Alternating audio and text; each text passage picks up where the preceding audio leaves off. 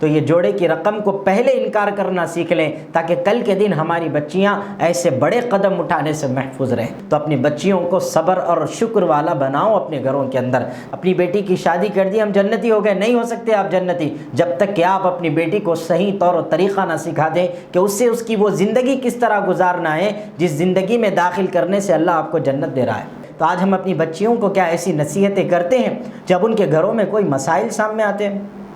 نہیں کرتے، کیونکہ ہم خود واقف نہیں ہیں کہ بھئی کون سے صبر پہ کیا اللہ کی نعمت ملتی، کس شکر پہ اللہ کی کون سی نعمت ملتی، ہم اس سے واقف نہیں ہیں۔ اگر شوہر نے 3 مرتبہ طلاق کہہ دیا تو پھر کیا ہوگا؟ آپ کی بیٹی آپ کے گھر میں آ جائے گی، 2 دن کی لاڑ و محبت نکاح میں ہوتے ہوئے اچھی نظر آتی ہے، لیکن جب وہ آپ کے گھر میں مکمل طور پر رہنا شروع کر دے، کیا آپ اسے برداشت کر سکیں گے؟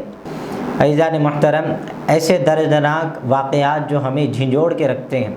اور پورا معاشرہ آج ایسی ویڈیوز اور ایسی خبروں پر ان کی پوسٹوں کو، ان کی ویڈیوز کو شیئر کرنے میں مصروف ہے، اور افسوس بھی جتاتا ہے کہ بہت برا ہوا، ایسا نہیں ہونا چاہیے تھا۔ جب انسان خود سے خودکشی کرتا ہے تو اللہ تعالیٰ کی دی ہوئی امانت میں وہ خیانت کرتا ہے۔ جس وجہ سے وہ مری ہیں اس سے ہمیں سبق لینا ہے اور اپنی بیٹیوں کی زندگیوں کو بہتر بنانا ہے۔ جو ہماری نگاہوں کے سامنے جو آج بچیاں پروان چڑھ رہی ہیں، ان بچیوں کے لیے ہم کیا کر سکتے ہیں؟ الغرض عزیزان محترم، خودکشی پر جب لوگ کر رہے ہیں تو میں ہماری بہنوں سے کہنا چاہوں گا کہ آپ جو خودکشی کر رہی ہیں تو کیا آپ یہ جانتی ہیں کہ اس کا صلہ کیا ہے؟ اگر یقین جانیے کہ اگر کسی معشوقہ کو عاشق کے نہ ملنے پر افسوس ہو اور وہ پھانسی کے تختے پر لٹک جائے، تو کیا یہ خیال ہے کہ اس کے مر جانے کے بعد اس کا عاشق بھی خود کو سولی پر چڑھا لے گا؟ ایسا نہیں ہو سکتا، بلکہ وہ افسوس کرے تو کرے گا، یا نہ تو پھر وہ اپنی زندگی گزار لے گا، لیکن یہ لڑکی تو اپنی زندگی سے جان دو بیٹے کی۔ اور پھر اسی طریقے سے کیا یہ خیال ہے کہ آپ بھی مر جائیں اور عاشق بھی مر جائیں، معشوق بھی مر جائیں، اور کیا یہ دونوں قبر کے اندر مل سکتے ہیں ایک دوسرے سے؟ تو یقیناً یہ بھی نہیں ہو سکتا۔ یہ اپنی قبر میں، وہ اپنی قبر میں، وہ اپنی جگہ یا اپنی جگہ، دونوں کو اپنے اپنے مذہب کے لحاظ سے نہلایا جائے گا، تیار کیا جائے گا، کسی کو راکھ کے حوالے تو کسی کو قبر کے حوالے کر دیا جائے گا۔ تو پھر کون اس کا ذمہ دار ہے؟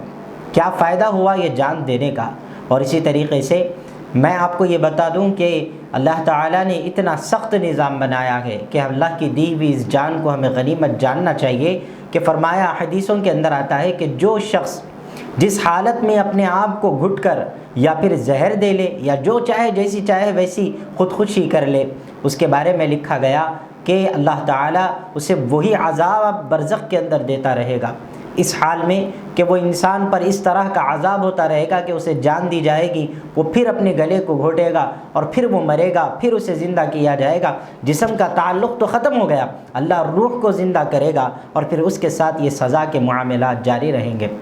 اب میں والدین سے اس بات کی گزارش کروں گا، اللہ نے اگر آپ کو صاحب سمجھ بنایا ہے، آپ کو اللہ نے بیٹیاں دی ہیں، اللہ نے آپ کو بیٹے دیے ہیں، تو غور کیجئے کہ اگر آپ کے گھروں میں جو بچیاں آج اس وقت میں زندگی گزار رہی ہیں، کیا ہمیں جو اصل زندگی، جو اصل طریقہ، جو اصل لائف ہمیں اپنی بچیوں کو دینا ہے اور سکھانا ہے، کیا ہم وہ اپنی بچیوں کو سکھا رہے ہیں؟ اگر آپ کی بیٹی گھر کی عزت ہے تو آقا صلی اللہ علیہ وسلم نے فرمایا کہ یہ زیور ہے، اس کی اس طرح حفاظت کرو جس طرح تم اپنے زیوروں کی حفاظت کرتے ہو۔ زیور کی حفاظت کرنے کا مطلب کسی صندوق کے اندر قید کر دینا نہیں، بالکل اس کا مطلب یہ نہیں کہ ہم اپنی بچیوں کو قید کر کے رکھیں، بلکہ انہیں پوری آزادی دیں اس حال میں کہ وہ شریعت مطہرہ کی زندگی گزاریں، زندگی کا ہر طریقہ اسلامی طور پر ہو اور وہ آزادانہ زندگی گزاریں۔ اس پر اسلام کو کوئی تکلیف نہیں ہے، نہ شریعت کی نظر میں آپ کی بچیاں گناہ گار ہوں گی۔ آج ہم بچیوں کو وہ تعلیمات دینے سے کجا بہت دور ہو گئے، اور اسی حالت میں جب ہم اپنی بچیوں کو دیکھیں تو ان کے ہر اعتبار سے ان کے اخلاق پر توجہ دیتے ہوئے انہیں تیار کرنے کی کوشش کریں۔ اور دوسری بات، جب ہم ان کے نکاح کی فکر کریں تو آج جو احمد آباد کی لڑکی کے ساتھ کا جو معاملہ تھا وہ ہماری نظروں سے ابھی دور نہیں گیا کہ وہ لڑکی کے پاس بھی ظلم تھا سسرال کا۔ تو آپ سے میری گزارش ہے کہ آپ جب اپنی بچیوں کے نکاح کے لیے قدم آگے بڑھائیں تو سب سے پہلے جس سے آپ نکاح طے کر رہے ہیں اس کی دریافی مکمل مکمل طور پر فرمائیں، سچائی کے ساتھ اور تحقیق کرتے ہوئے نکاح کے لیے آگے بڑھیں۔ ایک دوسرے کے رشتوں کے اندر دونوں خاندانوں کے درمیان میں جو برابری رکھنا ہے یا رشتوں کو قابو میں رکھنا ہے، اس لحاظ سے اپنے ان رشتوں کے اندر، اپنے ان نکاح کے اندر جتنا ہو سکے رسم و رواج جو غیر شرعی ہیں ان سے ہم اپنی زندگیوں کو پاک کر لیں۔ اسی میں آدھے زندگیوں کے اندر آسانیاں خود بخود داخل ہو جاتی۔ رشتوں کے اندر محبتوں کو بسانا ہے تو یہ جو رسمیں بنائی گئی ہیں جو غیر مذہب کے لوگوں کی ہیں لیکن ہم نے اسے قبول کر لیا، پہلے اس کا خاتمہ ہو جائے۔ کیونکہ عام طور پر گھروں میں، شادیوں، تقریب میں جتنے جھگڑے نظر آتے ہیں وہ ان رسموں کے فساد ہوتے ہیں جو ہمارے گھروں کو آگ لگا دیتے ہیں۔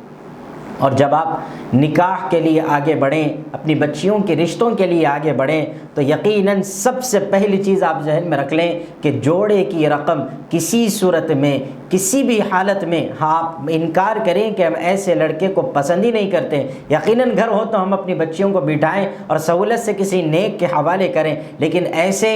بھکاریوں کے حوالے ہم اپنی بچیوں کو نہیں کریں گے جو جوڑے کی حرص والے ہوں۔ اور میں جن کو اللہ نے بیٹے عطا کیے ہیں ان سے بھی خواہش کروں گا کہ آپ اپنے بیٹے کو قابل بنائیں، پھر میدان میں اتاریں تاکہ وہ اپنی بیوی کی ضروریات، اپنی نکاح کی ضروریات، اپنے ولیمے کی ضروریات کو خود پورا کرنے کے قابل ہو۔ ناکام ہو تو پھر بھی اگر چپکانے کے چکر میں اگر ہم نکاح کے لیے آگے بڑھائیں یہ بالکل غلط ہوگا۔ اللہ کی نظر میں آپ کو اللہ کے سامنے اس کا جواب دینا ہوگا اور آپ اللہ کی نظر میں گناہ گار کھڑے ہوں گے۔ تو یہ جوڑے کی رقم کو پہلے انکار کرنا سیکھ لیں تاکہ کل کے دن ہماری بچیاں ایسے بڑے قدم اٹھانے سے محفوظ رہیں۔ پہلی زبان پر انکار کرنا سیکھ لیجئے۔ تو آقا نبی صلی اللہ علیہ وآلہ وسلم کی زندگی کا طریقہ سکھاتا ہے، ہمیں اپنے بچیوں کو نکاح کی ازدواجی زندگی کے متعلق سمجھانا چاہیے۔ وہ جو بوڑھے بڑوں کی باتیں اس کی ضرورت اس زمانے میں نہیں ہے۔ ہمیں نہ اپنے ماں باپ کے ذریعے طریقے پر اپنی زندگی کو لانا ہے، ہمیں آقا نبی صلی اللہ علیہ وسلم کے طریقے پر لانا ہے۔ تو ہمیں چاہیے کہ ہم اپنی بچیوں کو سکھائیں کہ حضرت اماں خدیجہ، حضرت اماں عائشہ صدیقہ رضی اللہ تعالی عنہ کے گھروں میں کس طرح کے فاقے ہوا کرتے تھے۔ ان کے گھروں میں کھانا نہیں تھا، ان کے گھروں میں عیش و آرام نہیں تھا، ہاں آرام تھا اللہ رب العزت کی رضا کو لے کر، آرام تھا اپنے رب کی قربت کو لے کر کہ وہ مصلی بچھا کر اللہ کے آگے رونے والے تھے۔ تو اپنی بچیوں کو صبر اور شکر والا بناؤ اپنے گھروں کے اندر تاکہ وہ کسی گھر میں جائیں، اگر شوہر غریب بھی ہو تو وہ اپنی حالت کے اندر اللہ کا شکر ادا کرتے ہوئے زندگی گزارنے کی صلاحیت رکھ سکے۔ اگر شوہر ہے تو اس کے اوپر بیوی کے کیا حق ہیں، اگر بیوی ہے تو بیوی کے اوپر شوہر کے کیا حق ہیں، ان سے واقف کرائیں ہم اپنی بچیوں کو۔ صرف نکاح کر دینا، قبول کروانے لگا دینا، اپنے گھر سے ودا کرنا یہ آپ کی اتنی ذمہ داری نہیں ہے۔ اور کئی لوگ یہ کہتے کہ بھائی ہم تو جو ہے اپنی بیٹی کی شادی کر دی ہم جنتی ہو گئے۔ نہیں ہو سکتے آپ جنتی جب تک کہ آپ اپنی بیٹی کو صحیح طور و طریقہ نہ سکھا دیں کہ اس سے اس کی وہ زندگی کس طرح گزارنا ہے جس زندگی میں داخل کرنے سے اللہ آپ کو جنت دے رہا ہے۔ ہم ادھوری زندگی سکھا رہے ہیں اپنے بچوں کو، تعلیمی اعتبار سے سند دے دیے، کیا وہ تعلیم اس بچی کے لیے بیچ میں داخل ہو سکتی ہے؟ دونوں کے نکاح کے اس رشتے کو قائم رکھنے کے لیے خدا کی قسم نہیں ہو سکتی۔ یہ اتنا کمزور رشتہ ہے کہ 3 جملوں پر جڑتا ہے، 3 ہی جملوں پر ختم۔ اور حکومت جو ہمارے لیے ظالم بن کے آج کھڑی ہو کے یہ کہتی ہے کہ بھائی 3 طلاق عورتوں پر ظلم ہے، تو وہ حکومت کے ماننے والے، یہ حکومت کے عاشقوں سے ہم سوال کریں گے، اور ہر مسلمان کا اور ہر ایک فرد کا اس وقت میں یہ سوال ہے کہ آپ 3 طلاق کے معاملے میں مسلمانوں سے یہ کہتے تھے، آئیے اب اسلام کا قانون سمجھیے کہ جس طرح وہ ہماری بہن جو احمد آباد میں یہاں سے اپنے آپ کو جان کے گھاٹ اتار بیٹھی، وہ بہن جب پریشان ہے تو اسلام کہتا ہے کہ بہن اگر تیرا شوہر تجھ سے پریشان، تیرے لیے شوہر کے لیے مسائل سامنے ہیں کہ تیرا شوہر تیرے لیے صحیح نہیں ثابت ہوتا، تو تو کیا کر، خلا کو اپنا لے، اپنے شوہر سے دوری اختیار کر لے۔ اور اگر اسی طرح تیرے لیے بیوی ظالم ہے، تیرے لیے بیوی ظالم ہے، طلاق کا حکم ہوا،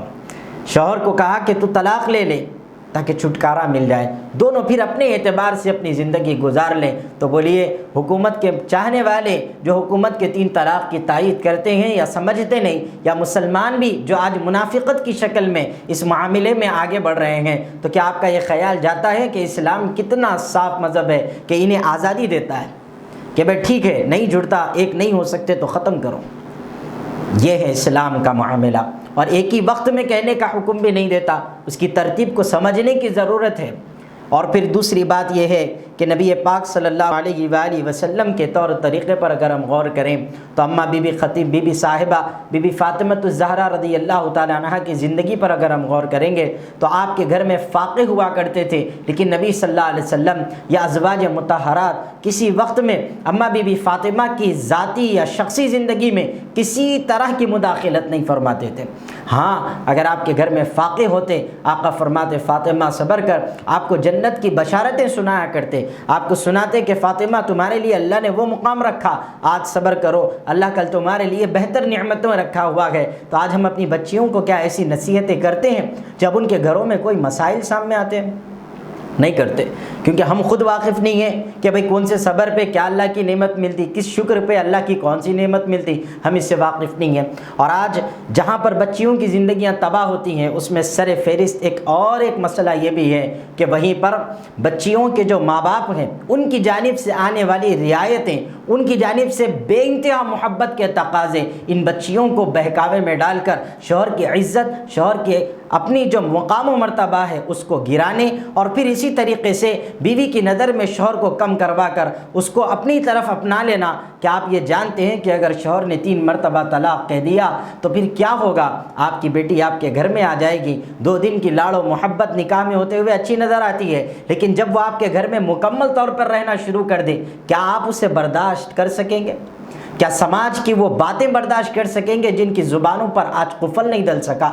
اور آخر بات یہ ہے کہ اگر اللہ تعالیٰ نے آپ کو سسرالی اعتبار سے حاکم بنایا ہے کہ اگر آپ ساس اور سسر کے عہدے پر فائز ہیں تو اس بات کا مکمل خیال اور دھیان رکھے کہ اللہ تعالیٰ نے اگر آپ کو بیٹیاں عطا کی ہیں تو آپ کا رویہ 2 طرفہ ایک جیسا ہونا چاہیے۔ اپنی بیٹی کو جس نظریے سے آپ دیکھتے ہیں اسی نظریہ، وہی انداز، وہی توجہ آپ کی اپنی بہو پر بھی ہونا لازم ہے۔ اگر آپ یہ نہیں کرتے تو یقیناً آپ کی اپنی بیٹیوں کی زندگیوں کے اندر بڑے مسائل سامنے آ سکتے ہیں، اس اعتبار سے کہ اللہ تعالیٰ کا بنایا ہوا نظام ہے، یہ کسی کا کیا ہوا یا کسی کا تیار کیا ہوا نہیں، بلکہ حدیثوں کے اندر تو آقا صلی اللہ علیہ وسلم نے جب مدینہ منورہ کے اندر کسی کا نکاح ہوا کرتا تھا، آقا صلی اللہ علیہ وسلم فرماتے تھے، اور ہر بیٹی جو نکاح کر کے دوسرے گھر کو جاتی تھی وہ خوشی کے ساتھ کہتی تھی کہ مدینے کا ہر گھر ایسا ہے کہ اس گھر میں رہنا، اس گھر میں یعنی سسرال میں رہنا اپنے ہی گھر میں رہنے کے مانند اور اپنے ہی گھر میں رہنے کی خوشی محسوس ہوتی ہے۔ یقیناً کہ آپ کی بہوؤں میں، آپ کے معاملات میں کچھ کمی ہو سکتی ہے، خاندانی اعتبار سے محبتوں میں کچھ کمی ہو سکتی ہے، لیکن ہمیں ان تمام کی برقراری کو دیکھتے ہوئے، ان کو بیلنس کرتے ہوئے اپنی زندگی کو آگے بڑھانا ہے، تاکہ ہم جب تک زندہ رہیں ایک دوسرے کے لیے اپنے دلوں کو صاف، ایک دوسرے کے لیے اپنے دلوں کو نرم اور محبت اور معافی کے تقاضے کو سامنے رکھ کر چلیں تاکہ یہ رشتے آباد رہیں۔ 57 سالہ قدیم عوام کی خدمت میں مصروف Royal leather works Nampally railway station سے منتقل ہو کر پارک لائن سکندرآباد میں ایک نئے انداز میں حاضر ہے۔ حیدرآباد و سکندرآباد کی عوام کے لیے لائے ہیں 50% ڈسکاؤنٹ۔ جی ہاں، امریکہ، لندن، آسٹریلیا و دیگر ممالک کے مسافرین کے لیے خوشخبری۔ تعلیمی سفر ہو یا ملازمت کا، رائل لیدر ورکس چلیے اور پائیے 50% ڈسکاؤنٹ میں اعلیٰ برانڈز کے سوٹ کیس۔